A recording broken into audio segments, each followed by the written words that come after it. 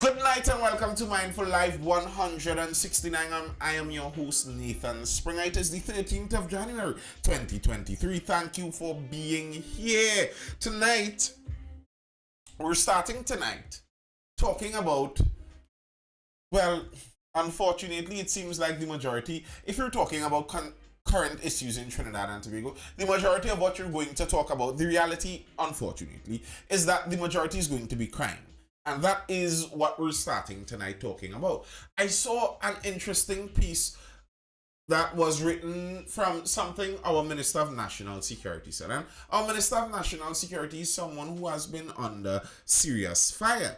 I've seen somebody say that the reason the Prime Minister won't fire Mr. Hines is because there's nobody else who would want the job. And that might be true. I can tell you, I wouldn't really be jumping at the prospect of being the Minister of National Security for Trinidad and Tobago. But either way, Mr. Hines was out there making some comments about the crime and, you know, the national security apparatus. They have found themselves in a bit of a tight spot with the whole 600 plus murders in 2022 business. You know, that's one that needs a bit of explaining. Good night, Tony the Ambassador. People aren't okay with all those murders. They're trying to get to the bottom of that. And in speaking about that, I saw Mr. Hines speak about what causes a lot of the crime in Trinidad and Tobago. The reality of drugs, sorry. The guns follow the drugs. It's drugs. I've said this before. This is something I regularly see. The problem with the drug industry, you could call it an industry, because it pretty much is that it's illegal. When you're running a legal business, if someone does something negative to you in running your legal business, you call the police, you go to the court, you contact your lawyer. There are measures, there are avenues to go through to get things handled when you're doing business legally. Now, if you're doing business, you're a businessman. To be fair, many of these drug dealers, etc., are to some extent businessmen. It's a business they're trying to run. The problem is when your business is outside the bounds of the law, when something goes wrong, when someone steals your product, when someone refuses to pay, when someone double crosses you in the business world, whatever, you can't call the police. You can't call your lawyer. You have to call your shooter. You have to handle things because you exist outside of the bounds of law. You have to handle things outside of the bounds of law. So, as I regularly explain, good evening, Kuvon, that's why the drug industry leads to so much crime and violence. A lot of it has basically to do with the fact that it's just illegal. Now, the reality is many of these youth men like the bad man thing. They like the violence and all of that. They're aggressive and violent by nature. Yes, that is part of it. But for a large portion, especially of the higher ups inside there, they're just running the business. Killing is just part of the business they're running. So, with that knowledge, let's dive into what Mr. Hines was speaking about. And I'll tell you some thoughts that I've been having on that. And you could tell me what you think. You could tell me if you think I'm wrong, and we'll talk about all of this. Hines, ministry better equipped to deal with drug crime. Of the 605 murders in TT reported for 2022, the highest number recorded for 1 year, about 2/5, just under half, have been attributed by police to gangs primarily financed and fueled by the illicit drug trade.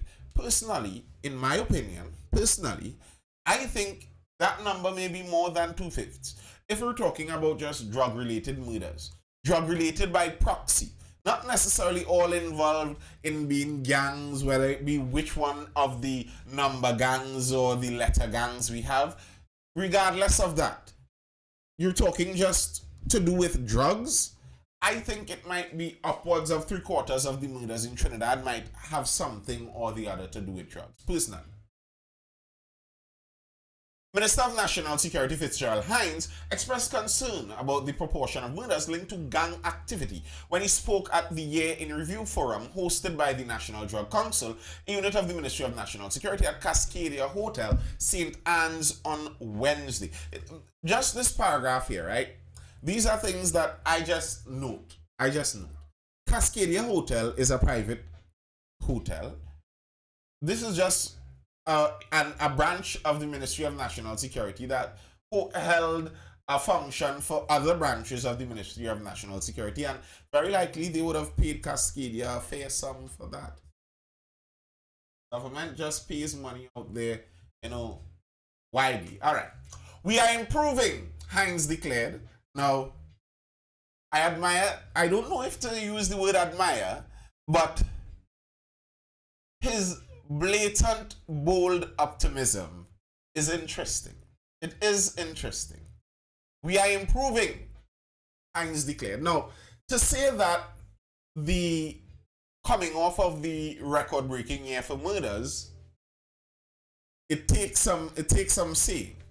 However, as he boasted of the ministry's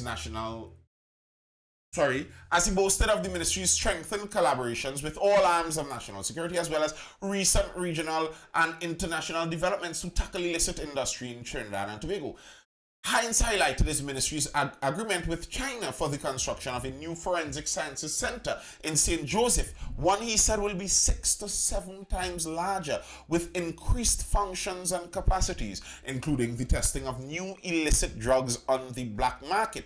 I am aware, this is Hines speaking here, I am aware that much gang activity centers around the fight for turf, and the fight for the hearts and minds of our children as they seek to maximize profit and gain influence in different parts of our society. Like you, it pains me greatly when I read the statistics or from my own personal experiences as I walk the streets of my own constituency and communities across Titi, as I assess the hard and cold detrimental impact of dangerous drugs on our communities and our people on a whole. I view the issue of drug trafficking and its consumption as some of the most troubling issues facing our society, not just because of the criminal activity that it generates, but because it continues to rob many of our people of a simple human good of realizing one's fullest potential. It often robs many of us of our very humanity. Now,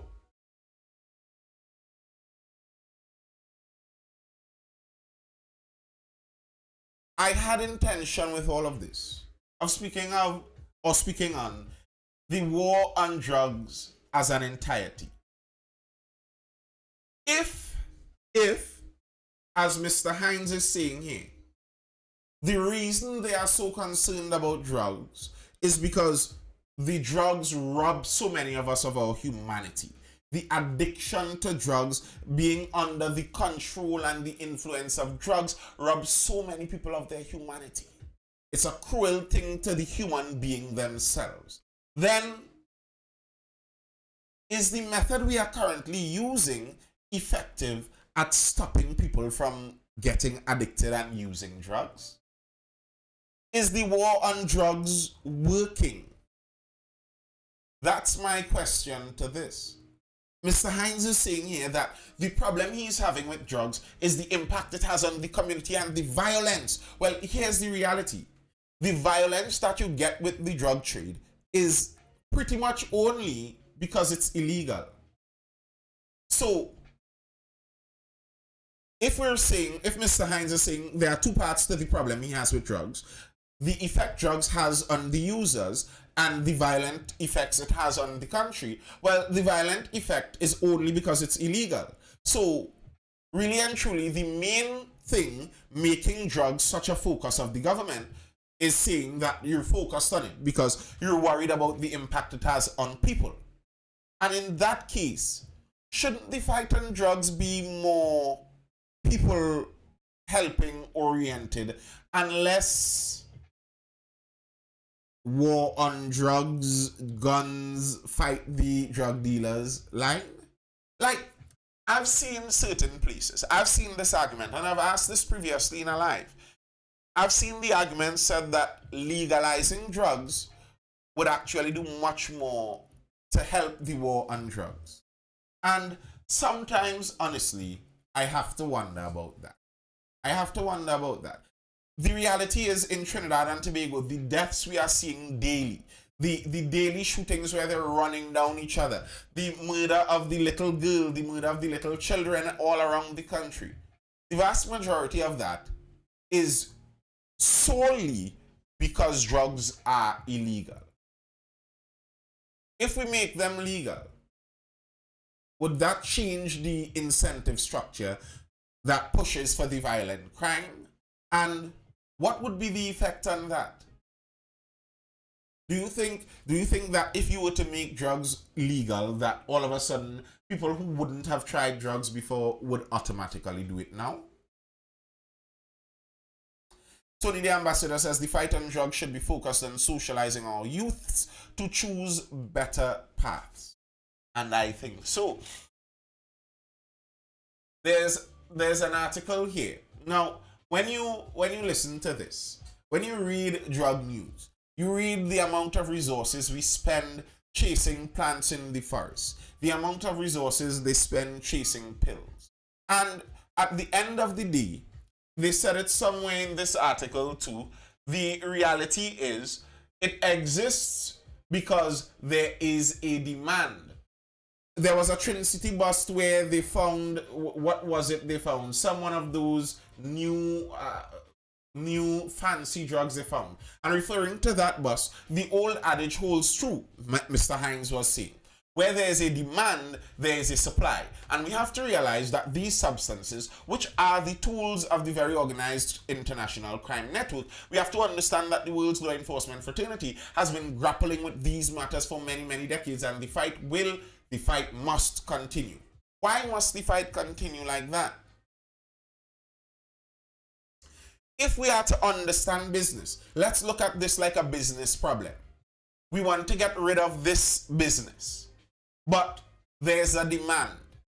There's nothing we are doing about the demand.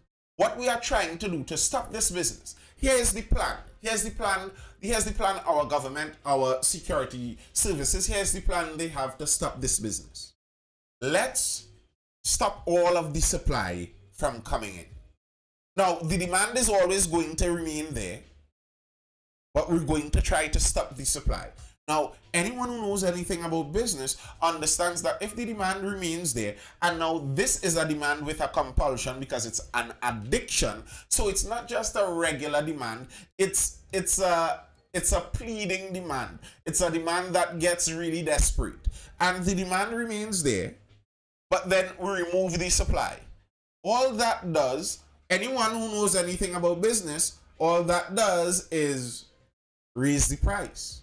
So the more the government attacks the supply end, the more the security services attack the supply end. Let's make a big bust. Let's stop this dealer. What you're actually doing is making the price higher, and in fact making the drug trade even more tempting to the onlooker. To someone looking at the drug trade, the more you attack the supply, the more tempting it gets, because the demand remains, which means the price is just going to keep rising.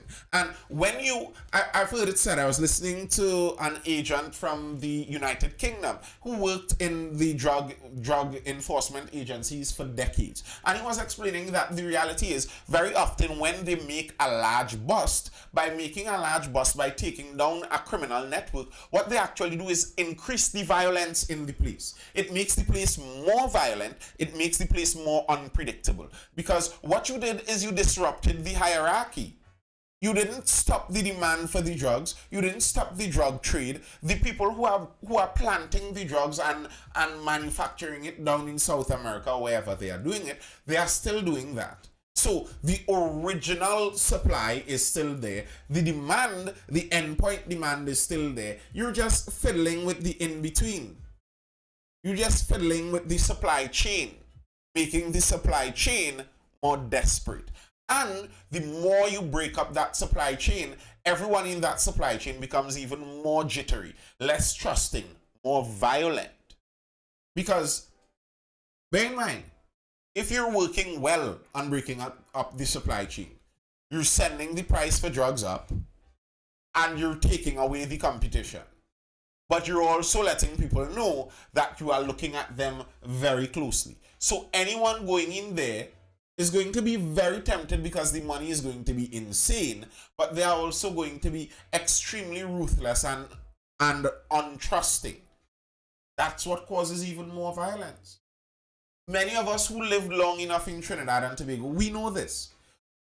If you could trace back in your mind, I don't want to call too many names to put myself in any kind of hot waters, but if you could trace back into your mind, there have been many known community leaders in Trinidad and Tobago through the years, and many of these community leaders have been murdered.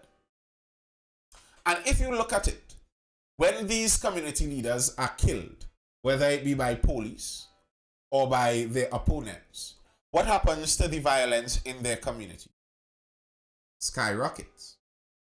Now, I'm not saying that this means we should keep all of the old gangsters there, you know, all the OGs, keep them in their positions. I'm not saying this. I'm just saying that we have to practically relook at certain things. Like, okay, we have inherited the war on drugs. Drugs are bad, so they should be illegal. But is that how we solve everything? Is the solution to everything that is bad, make it illegal? Whenever we find anything that is bad, make it illegal. It's bad, illegal. Is that really the solution? And beside whether that is the solution that we want, is that the solution that would work? Earl Panton says the fact that police don't trace the importers or bankers of drug money goes to show. Well, yeah, it does go to show. And it's one of those very difficult things. As I said, the demand remains. Look, think about it. The demand on the street remains as is. They are addicted. They are being driven for this product. The supply in the jungles of South America is unperturbed. It's still being churned out. Or whether it's some supply in China in the east, undisturbed, still being churned out. So all you could do is interfere with the in-between. The more you interfere with the in-between, the more profitable you make it. So the better the police are, is the more honest they would have to be. Because the more drug busts the police make, that means every time they make a new drug bust, it's going to be more and more expensive. So it's, as it were, the price of the bribery is going to keep going up.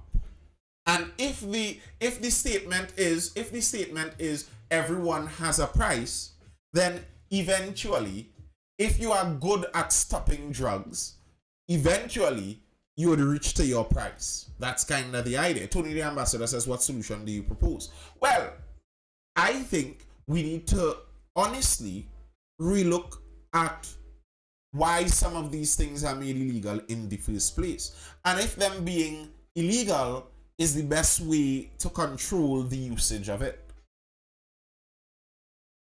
Maybe legalizing and attempting to regulate might be much more effective than it being illegal.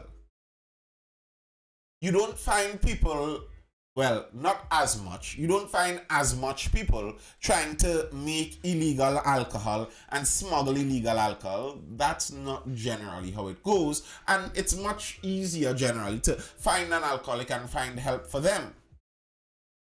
Maybe the same could be done for some of these harder drugs. I agree, but legalizing it may have unintended consequences. And I don't disagree with that. I don't disagree with that. We can look at the United States. They have legalized in some of their states. And the reality is, in some of the states where they have legalized marijuana, for example, they are not really seeing positive results from it.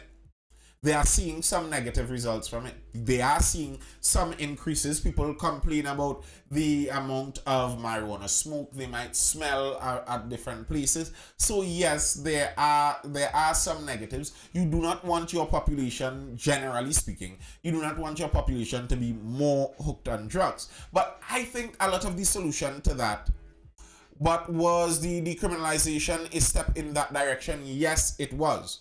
It was a step in that direction. And I think it was a good step. I think it was a good step. The decriminalization by itself, I think, probably already made the violence for the marijuana drug trade lowered. That probably, the decriminalization of marijuana in Trinidad possibly already saved some drug dealers' life already. The decriminalization. It made certain things a lot easier. It made certain people a lot less jumpy. The guy doesn't have to be as jumpy when he has whatever he has on him. So HB Nikki says in every situation there's negative and positive. It is which ones we willing to accept. Correct. Tony the ambassador says, but if you look at it, some places legalize it and then you saw other drugs pop up, and that's not untrue. People speak about marijuana as being a gateway drug, and there is some truth to that. But as I was going to say, I think the solution to that part of it doesn't have to do with the legal side of things. That's not on the state. That's on the society. That's on the society. Throughout the ages, there has always been drugs. Drugs have always been present. And for the most part, they weren't illegal. It's not like when you were living under an emperor or a king, they made all the drugs illegal. It was something that you had to control based on the social circles that you grew up in. And that might be a lot of the solution there, where the familial circles, the social circles that children grew up in, we give and allow them to have that authority to change the culture of our country so that the culture doesn't lean towards drug use that much. If you look at it, not every culture uses drugs to the same amount. There are certain cultures where drug use is much more prevalent, while some cultures it's minuscule. There are differences in the cultural upbringing that causes that. Tony the ambassador says, guess we have to answer the question, why do people feel the need to turn to drugs? I guess that is a question to ask.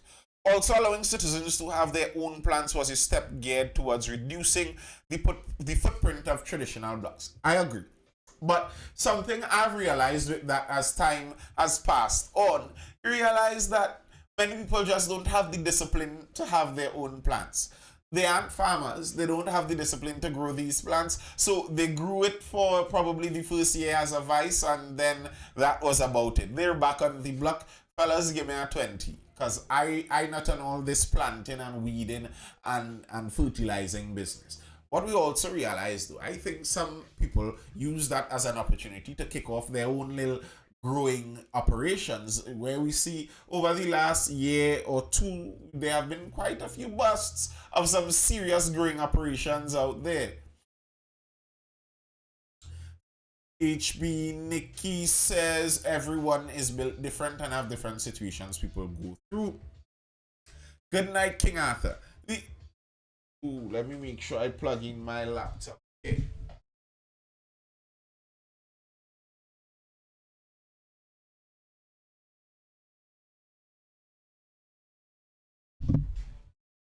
Yeah.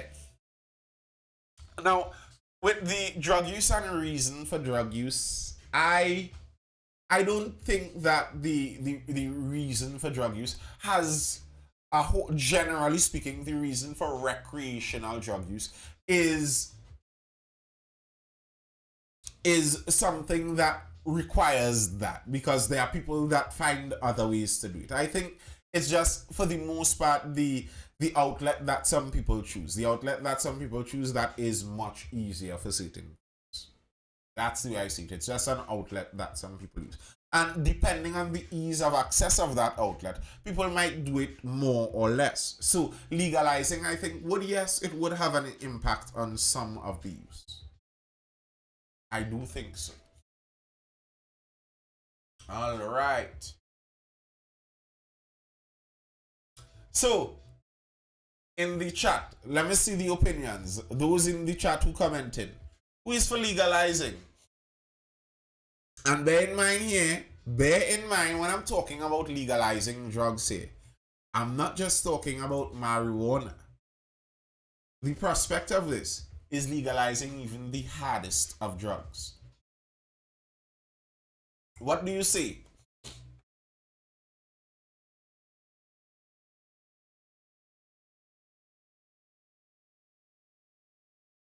I'm not seeing anyone saying otherwise.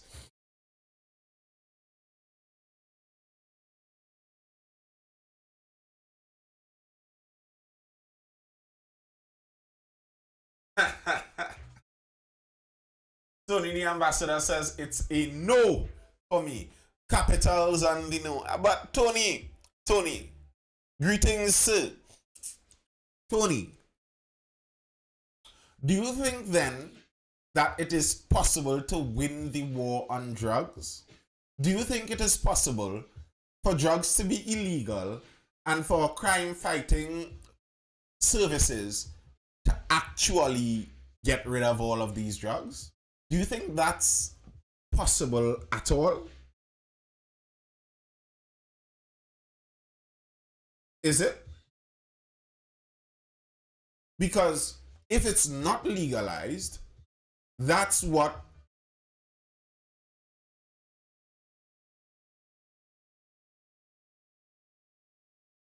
if it's not legalized, that's what is going to happen.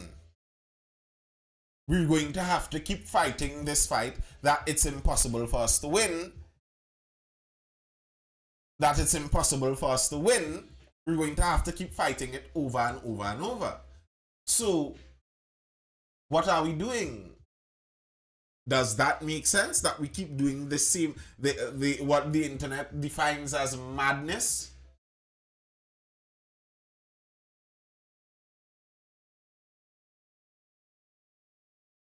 So, what's the move? Tony the ambassador, what's the move? We're not legalizing it, but we cannot win the battle with it being illegal.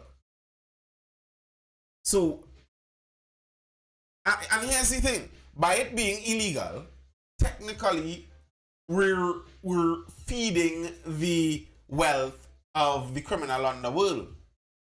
By keeping it illegal, we're keeping the cartels rich. That is what is enriching the cartel. Social interventions. Social interventions while it's illegal. How do you do that? Because bear in mind, if it's illegal, a social intervention to someone who is breaking the law generally is going to jail. So is it that you'd have those social interventions after you jail people for it? And then how effective would the social interventions be?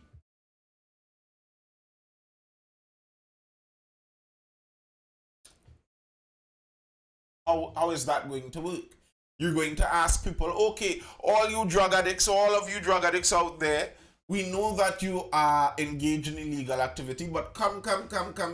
Let's have a social intervention with you.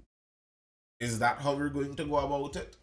I think that would be much more difficult. Don't you think it would be easier if you believe that a social intervention could work for getting people away from drugs? If you believe a social intervention could work for that, wouldn't it be easier to do that social intervention if the drug was legal? We have to understand the why behind it and try to help people choose differently. I don't disagree with that. But in trying to understand that why, wouldn't it be easier to do that with it being legal? Interventions in schools.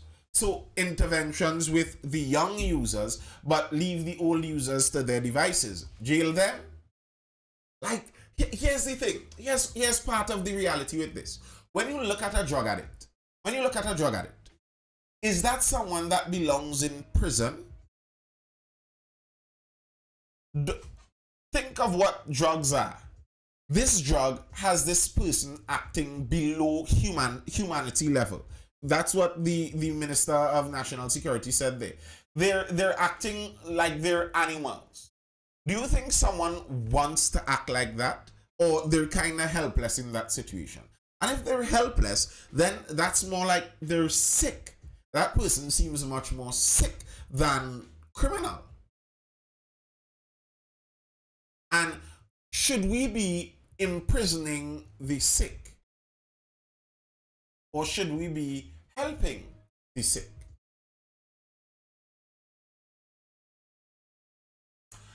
And if it's legalized also, as I've seen some people say, legalizing the use could make it much easier to focus on the more nefarious areas where you might still have as illegal the trafficking of the substance. So if you attempt to traffic it, then they clamp down. So the big boys who traffic it, they go to jail, but the guy on the street who is an addict, he goes to rehab.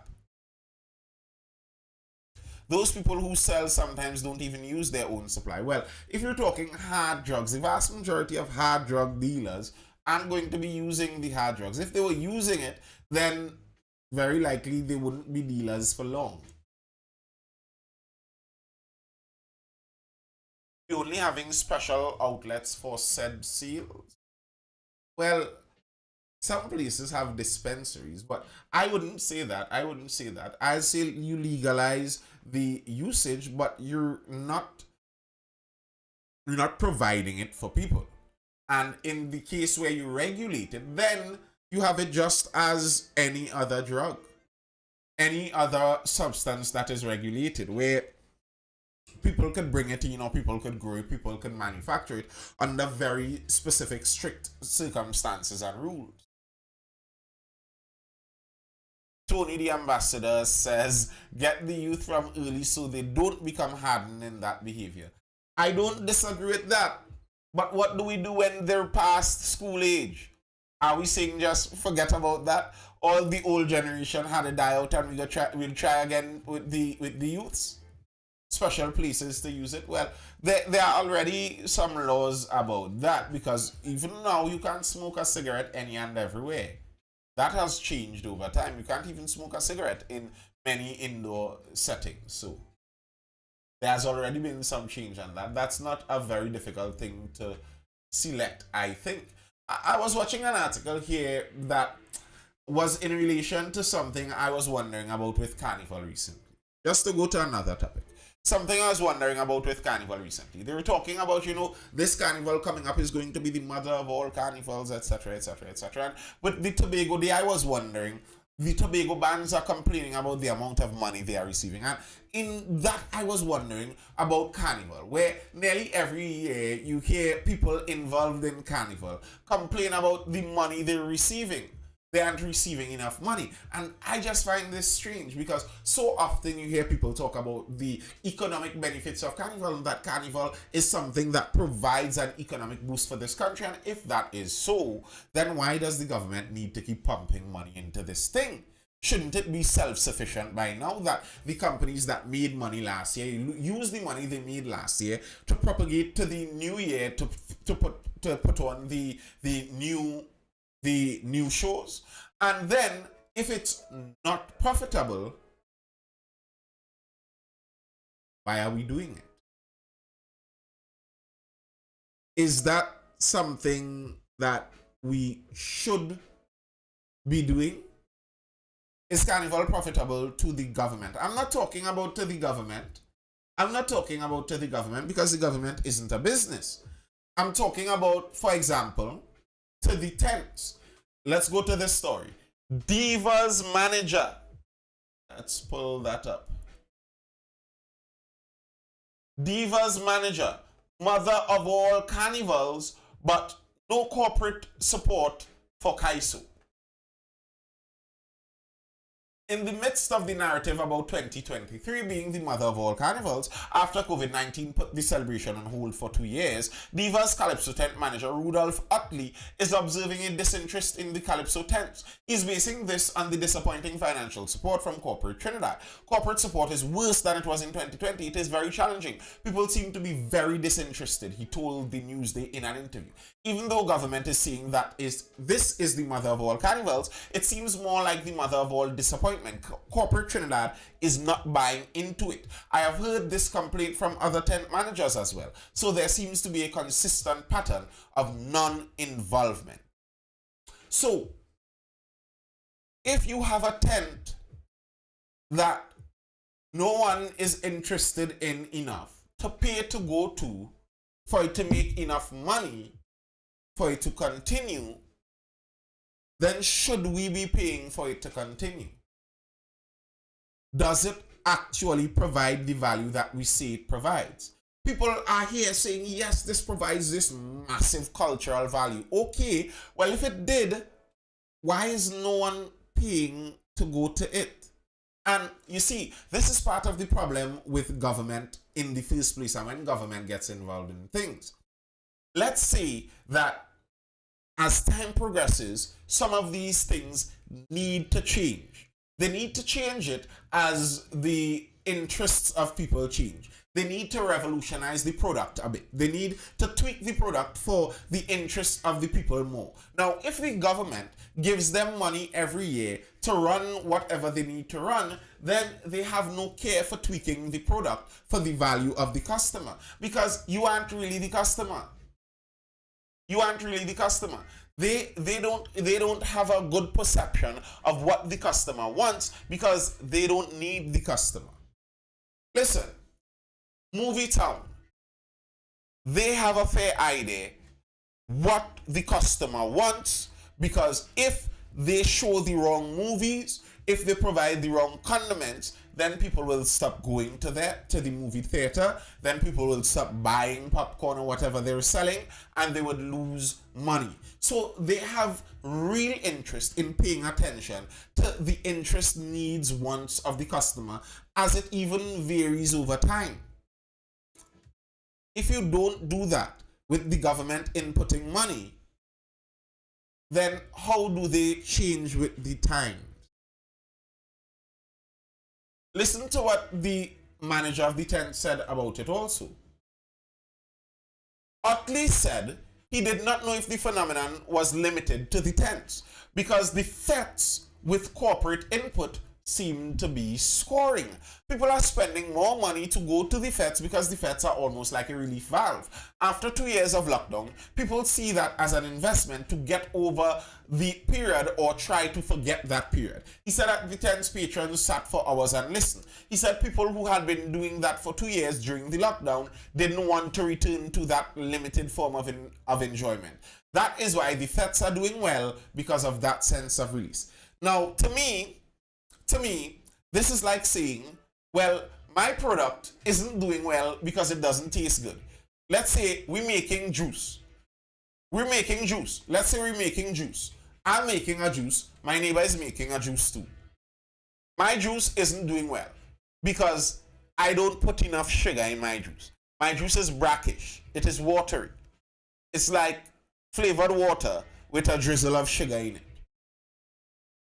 So it's not doing too well. And I say, oh, my neighbor's juice is doing better. Mine isn't doing too well. The government should invest more in my juice.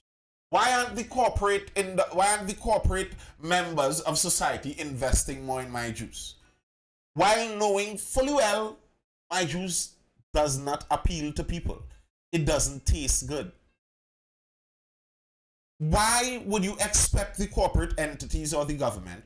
Why should we expect them to keep investing in something that even the people who are managing the tents would admit is not the product that the people are interested in?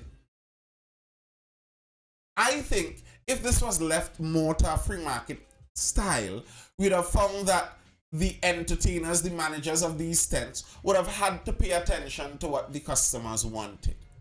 They would have known.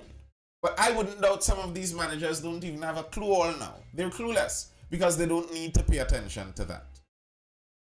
The government should pull back if they wanted to survive. I kind of agree. I kind of tend to agree with that.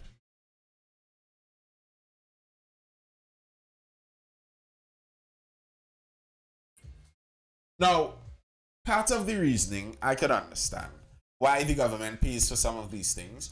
This tent is going to commemorate the 50th anniversary, I believe, of Ra Shorty I making soca, inventing soca to some extent. We talk about Marsha versus Soca Monarch already. No, we have not. They're going to commemorate that. So you could have the idea that, okay, some of these events are like living museums, if you will.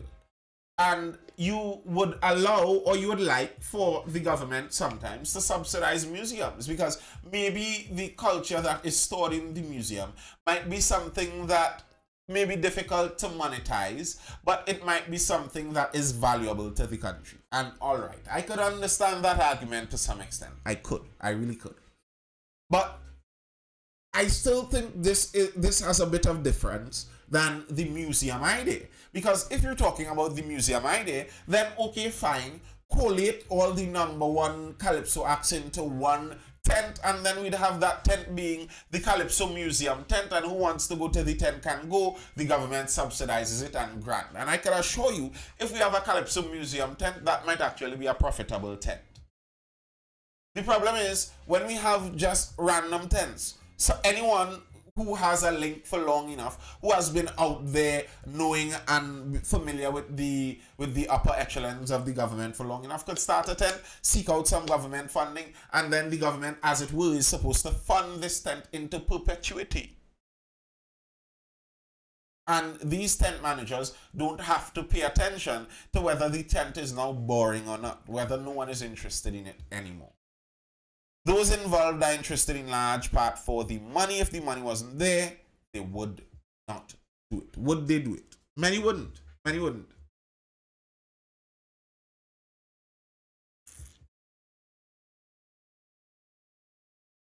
And you have to ask yourself, with something like this that is leisure to some extent. Granted, there's a cultural aspect, but it is leisure to a large extent. Leisure and entertainment. Is it fair for a country to take money from the taxpayers and make people wealthy off of an unprofitable enterprise? So there could be people running tents, driving luxury vehicles off of taxpayers' money, off of a tent that isn't even something marketable. Now, I have problems with this. If it's something that's just there for the culture, and you're doing this just for the culture, well then, fine. Just for the culture, make sure the culture continues. But when you're talking about people making a lot of money, and here's the reality, I have no problem with people making a lot of money. More power to you with your money. But make your money. It seems strange for you to be involved in an industry that does not make money, but you're living like a wealthy person off of taxpayers' money. That just does not add up. I've heard for many years that a lot of these carnival functions, a lot of these carnival events, I've heard that about the Soca Monarch also, functions kind of like a private-public partnership business, where the government inputs some on the prize-giving side, but then the private entity takes the money that they make. But then the private entity takes the money that they make on the private side. That doesn't make sense. That doesn't add up. So we're here to share in your prize money. We're here to help you pay your prize money, but you don't help us by paying back with the money that you make. What are we doing? How does that make sense? How do these things make sense? You have to wonder if a lot of this carnival thing could seem like a grand money laundering scheme to some extent. Launder money into friends and family's pockets. You could wonder about it. Listen, if the thing is about the culture and entertainment and it has that value to people, people have that value for the culture, have that value for the entertainment, then they will pay for it. The government doesn't need to pay for it. If people don't want to pay for it, then it probably is not that valuable. Tell me, what do you think, folks? That's all I have for now. Any further comments or questions before I dive out? What you think, people? What you think?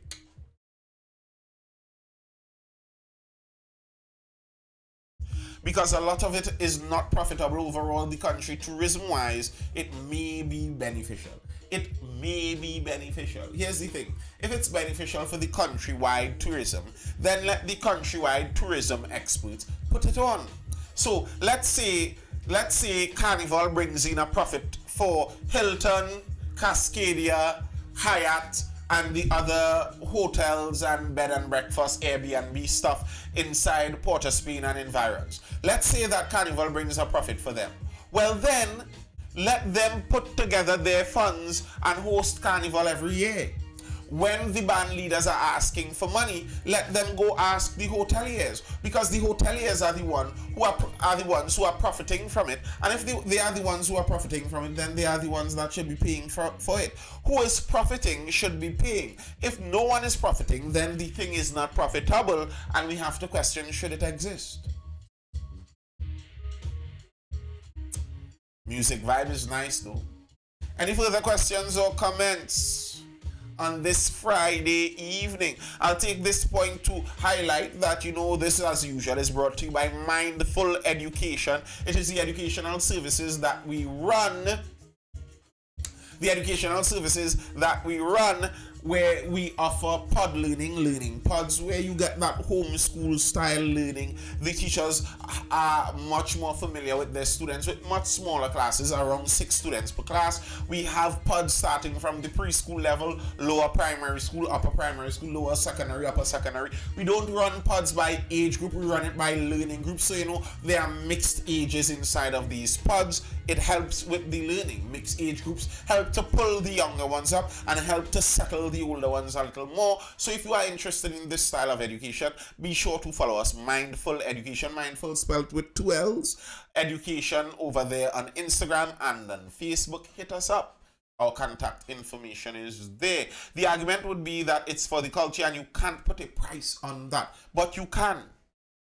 But you can put a price on culture. Yes, you can. And people who are serious about their culture lasting would pay for it. And people who do not want to pay for their culture to last, then they are not very serious about their culture lasting. And then maybe they don't subscribe to it being their culture in the first place. Well, good. Let it cause an uproar. And in the uproar, we would see who is willing to pay for it. It's like the uproar that so many of the feminists, and I know this is a regular topic for many people, but so many of the feminists, the uproar they make about things like the WNBA making less money or women's football making less money. Okay, grand. If you find it makes less money, go to the event, pay for a ticket, and make it make more money. So, okay, if you are one creating an uproar about the government wanting to cut funding to these cultural activities, then my question would be, do you go to them? Do you pay? Do you go and pay? Do you buy the CD every year from this tent? The compilation of the calypsos from this tent. Do you buy them every year? No, you don't. So then what do you care about this culture? You care so much about the culture that you enjoy seeing it for 5 minutes on the news once per year. You don't actually care about the culture. You care about the status quo. You want things to continue as they're going, but you don't actually care about the culture. That's not a cultural thing you're talking about there. Our culture is supposed to be beneficial for our society, bringing more tourism, which brings more funds. Yes, it's supposed to. Even if it's not beneficial for the society in that way, it's supposed to be beneficial for the society in the way that the society wants the culture. The society, it's their culture. The society is supposed to maintain the culture. If the society doesn't want to maintain the culture, then it's not the culture of that society. It might have been the culture of a society that has long died. And maybe we are trying very hard to maintain the ghost of that culture while it's no longer the culture of the society that we live in. Maybe. Any further comments or questions, people?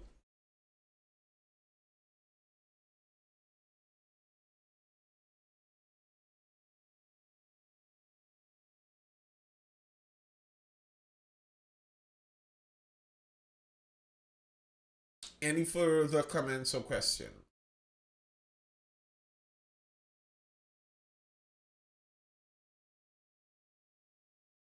It seems not. Well, if that is the case, that's all I have for now, folks. It was nice. Thank you guys for tuning in as per usual. I do enjoy this every time, most times. And I'll see you guys again for the next Mindful Live, which would be Monday. We don't do the Mindful Lives on weekends, which would be Monday at 9:15, 9:30 p.m. thereabouts. Nisi, let's leave that right there, Nisi. Leave our time right there, 9:15. That is the time. Ignore Nisi if she says anything. Point. So I will see you guys then. Keep doing what you're doing, brother. Thank you, Sire Bands. Latest, folks. Peace out. I hope you enjoy your weekend. Enjoy whatever you're going to do. Keep safe, and I will see you guys next week. Laters. Peace.